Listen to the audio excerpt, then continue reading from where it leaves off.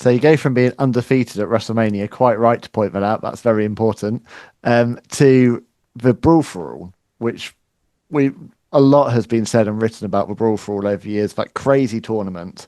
What I found quite refreshing about your view, Mark, is that you recognise that it's a ridiculous idea, but you're also very quick to praise everybody that took part in it because there was a lot of risk involved to work in shoot fights on live WWF TV. And as you rightly said, most of the big names didn't do that.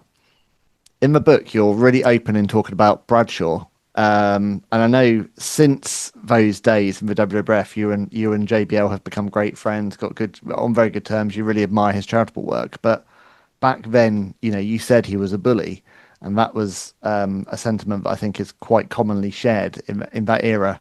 What can you remember about working with Bradshaw at the time and particularly taking the clothesline from hell? Exactly, that's what it was.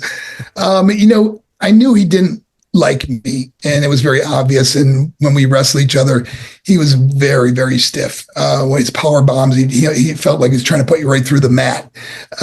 His clothesline, everything, they always seem to go up a little higher than where they should hit you in the top of your chest, and they were hitting me top of my face. But knowing that he was, I guess, when you really think about it, he's trying to hurt you. So I was very aware of it and very quick-minded to, go down, go with the punch or go with the clothesline or go with the powerbomb or whatever I could do to protect myself.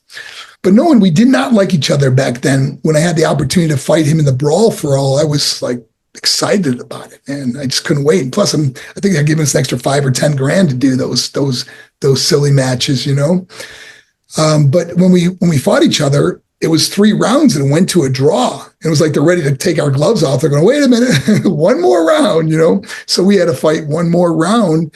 And, I remember the fans thinking I won the fight. I thought I won, but they gave the decision to Bradshaw. But looking back, it didn't matter. It would have been great to move on in the tournament. But again, it doesn't. What's more important is that, man, I really appreciate Bradshaw now and what he does for other people, man. He's got a huge heart and huge legacy he's going to leave. And I couldn't be more proud to say, man, I'm glad. I'd much rather be his friend than his enemy.